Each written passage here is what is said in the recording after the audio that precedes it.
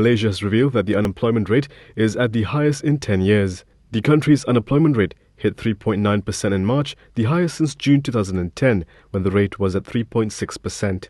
In a statement today, the department said the high unemployment rate was mainly attributed to the adverse impact of the Movement Control Order on the labour market. Melissa Norman, founder and managing director of recruitment firm Aisling Group, said upskilling is no longer a consideration, but a must in remaining connected and relevant in an era of digitalization. She said although Malaysia would continue to see a challenging job market in 2021, more companies would now prefer to hire gig workers, as it made for a more flexible workforce. Assalamualaikum and hi to everyone. My name is Nurhafizam Timasli. So to start the presentation, I will begin by introducing what unemployment is. So unemployment is a term used to describe individuals who are ready and willing to work but are unable to secure a job. This can include graduates, people rejoining the workforce, or even those laid off. In Malaysia, unemployment has been a long-standing issue, especially following the COVID-19 pandemic. In 2021, the rate was over 4%, but we've seen a positive decline, reaching 3.1% by the end of 2024. Despite the improvement, many Malaysians are still facing job insecurity in 2025. That's why it's crucial for the government to actively monitor labor market conditions and apply the right policies to control the situation early and ensure stability for Hello, the my name future. is Eza Ezrin binti Iskandar. So today I'm going to talk about the first issue, which is low wages. Low wages discourage people from taking jobs, especially when salaries cannot even cover basic living expenses. This leads to higher unemployment as workers wait for better opportunities or rely on government support. So, for the first one is workers' qualifications and low salaries. The worker received inadequate compensation that did not match their qualifications according to Malay Mail 2025. Highly qualified individuals may feel undervalued in roles that do not match their capabilities. For instance, some engineering graduates have been offered just over 1,000 ringgit, according to Norman Engine 2025. In Sabah, skilled workers are leaving due to low wages and lack of opportunities. This mismatch causes unemployment and pushes people out of the workforce, which is increasing unemployment. Next is low starting pay and cost of living. According to Pani Selvam 2020, low starting salaries contribute to high turnover rates, job dissatisfaction, and financial pressure. Even after the minimum wage was raised to 1,700 ringgit in 2025, according to Bernama, it is still not enough. In cities like Kuala Lumpur, a student needs 1,500 to 1,600 just to live modestly. Yet, most graduates only earn around 2,800 and diploma holders around 2,200 ringgit. This gap between income and cost of living leads many young people to turn down job offers, adding to voluntary unemployment and long-term career challenges. Hello, my name is Nur Sharizan Nazira binti Iskandar, and today I will discuss about issue 2, which is economic struggle. As we know, economic struggle happens when individuals and companies face financial problems. For the first one under the economic struggle is decline in business profitability. During economic crises like recessions or pandemics, customer demand decreases and companies earn less. Businesses must still pay rent, utility bills, and employee salaries even when profits are low. So to manage losses, many companies lay off workers to reduce spending. For example, airlines during COVID-19 suffered major losses and had to let go of many staff such as pilots. This caused a rise in unemployment and made it harder for people to support their families. Next one is hiring freezes. When the economy is uncertain, companies often pause hiring to save money. A hiring freeze means no workers are hired even if someone leaves the job. Current employees are given more tasks to cover vacant roles. This leads to stress, low morale, and tiredness among the workers. Over time, the company's productivity and work quality may start to decline. So, the next issue is technological changes. Technological change involves the introduction of new machines, systems, and digital tools to improve how tasks are performed. While this brings greater speed and efficiency, it also creates a serious issue which is unemployment. As technology evolves, many traditional roles are being phased out, especially jobs that involve routine or manual tasks. Workers who once performed these jobs now face the risk of being replaced by machines or automated systems. So this shift doesn't just change how work is done, but also who gets to work. Many workers find that their skills are no longer relevant, creating a form of unemployment known as structural unemployment. It's not that job doesn't exist, but it's that people no longer have the right skills to fill them. So this gap continues to widen as technology advances faster than workers can adapt. So the challenge now is reskilling and retraining. However, not everyone has equal access to training opportunities or resources. Without proper support, a growing number of people may be permanently left out of the workforce. So in short, while technology moves forward, we must ensure that people are not left behind. Hello, my name is Siti Hassana and I will presenting the fourth issues of unemployment. So one of the major causes of unemployment is in Malaysia is skill mismatch. This happens when what student learns in university does not match on what employers need. So most courses focuses on theory while companies are looking for practical skills like communication, teamwork, critical thinking and problem solving. As a result, many graduates end up working in jobs unrelated to their field of study or jobs that don't fully use their qualification, and this is called unemployment. And it leads to frustration, low motivation, and wasted potential. Another problem is the lack of industry involvement in designing university programs. Without input from real businesses, students miss out on hands-on experience. The first implication is it reduces quality of life. It affects the employees' happiness and well-being. As reported by FMT Reporters 2024, the Malaysian Trades Union Congress (MTUC) stated that low wages are the primary reason for employee dissatisfaction in the country. This resulted in a higher unemployment rate in Malaysia, as many employees resign in pursuit of higher paying jobs. Others choose not to accept low-wage positions that fail to align with their skills or meet their basic living expenses.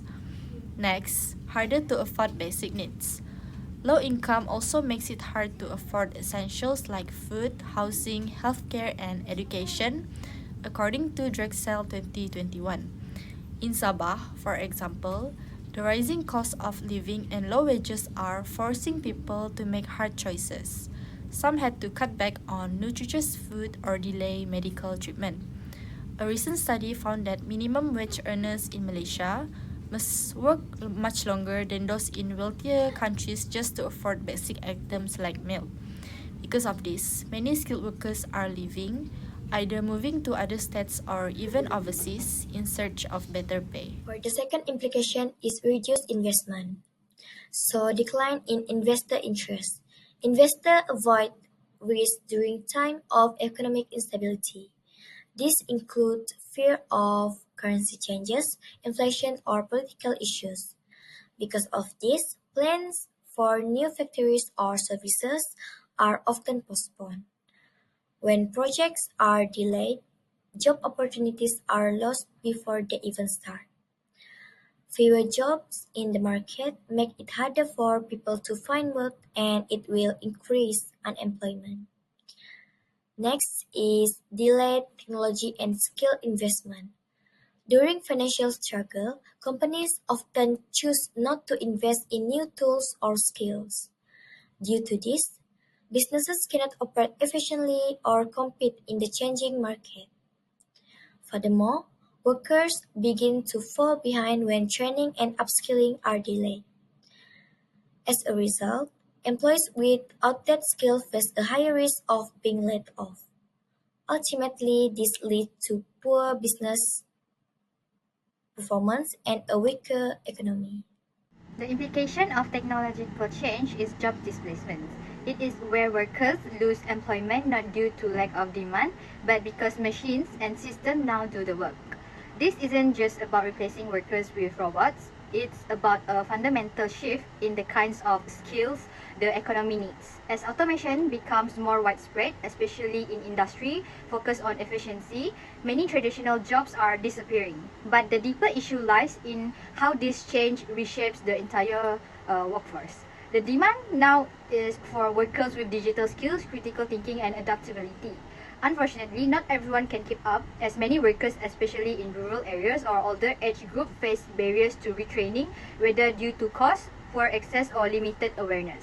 As a result, while new jobs are being created, a growing number of people simply aren't qualified to take them. If left unaddressed, this skills gap could lead to long-term unemployment, rising inequality, and even social instability. So technological change must go hand in hand with inclusive policies, accessible training, and strong collaboration between government and industry, so progress doesn't come at the cost of people being left So for behind. the first implication is the economic inefficiency and stagnation. Malaysia's goal is to become the high-income country is slowed down because of skill mismatch.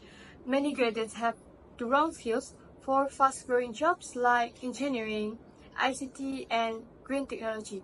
So they end up in jobs they're below their level or cannot find work at all. When we don't use people talents properly, it's a waste. So the country loses chance to grow and many skilled Malaysians leave to work overseas. Over time, a new skill can fade away. To avoid staying stuck in the middle income trap, Malaysia must improve its education system to match what industries really need. So now, I will explain how to overcome the issue of low minimum wage.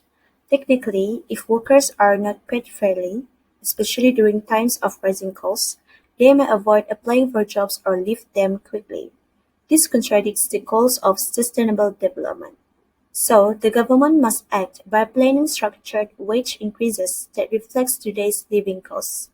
For example, egg subsidies are ending in August 2025, showing how basic items are becoming more expensive. At the same time, many skilled workers still receive low pay, which can affect morale and raise unemployment levels. When pay matches qualifications and living standards, workers are more likely to stay motivated, and the unemployment rate can be reduced. That's why improving wage policies is one of the key ways to support employment stability in the country. Next suggestion is reduce costs. During economic challenges, businesses reduce non-essential costs and improve efficiency to maintain stability. Strategic actions such as adopting energy-saving systems and renegotiating supplier contracts help minimize expenses. At the same time, governments offer financial support, including Malaysia's wage subsidy program (PSU 5.0) during the COVID-19 crisis. This support eases financial burdens and help companies avoid large-scale staff reductions. As a result, businesses can continue investing in employees and technology, ensuring long-term strength and growth. One effective way to tackle unemployment from technological change is by introducing a tax on companies that replace workers with machines. This doesn't aim to stop innovation, but to hold companies accountable for the social impact of automation. So by taxing excessive automation, governments can discourage firms from cutting jobs unnecessarily and instead promote more balanced and people-centered decisions. So at the same time, businesses that invest in retraining and upskilling their workers should be rewarded through tax incentives. This creates a win-win approach where companies remain competitive while workers are equipped with skills needed for the evolving job market. It also helps reduce the growing divide between those who can keep up with technology and those who left behind. So policies like this have been tested in countries like South Korea and Malaysia. So by encouraging a human and technology model where automation and human labor work together, it ensures that progress doesn't come at the cost of livelihoods. So with the right support and incentive, we can create a more inclusive and resilient workforce for the future. Last but not least, to solve the issue of the lack of necessary skills among job seekers. According to Aubrey 2024, skills are essential for good job performance. But when applicants don't meet employers' skill demands, they miss out on opportunities. To solve this, the government should offer upskilling and reskilling programs to help prepare job seekers. These programs should align with current market demands and be supported by partnership with educational institutions and industries, as suggested by Esra Awani 2022. Experts can be brought in to train and mentor employees, and to ensure wide access, classes should also be held online through platforms like Google Meet or WebEx. Whether short-term or long-term, these efforts will make job seekers more qualified and help lower the employment rate. To conclude, unemployment in Malaysia remains a complex issue driven by low wages, economic struggles, technological changes, and skill mismatch. Although the unemployment rate has improved since the pandemic, many fresh graduates and low-skilled workers still struggle to find suitable jobs. This affects not only individuals, but also business growth and the national economy. Addressing unemployment requires efforts such as raising the minimum wage, reducing business costs, introducing automation taxes, and also expanding the upskilling programs. With strong collaboration between the government, private sector, and educational institutions, Malaysia can build a more resilient and future-ready workforce. So this is the end of our presentation. Thank you.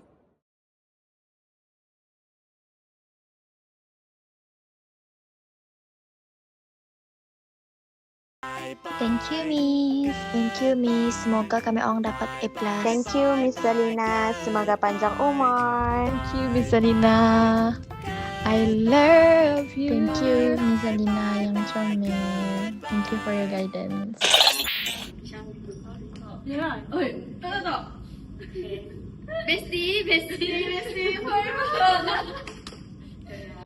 그대는 선물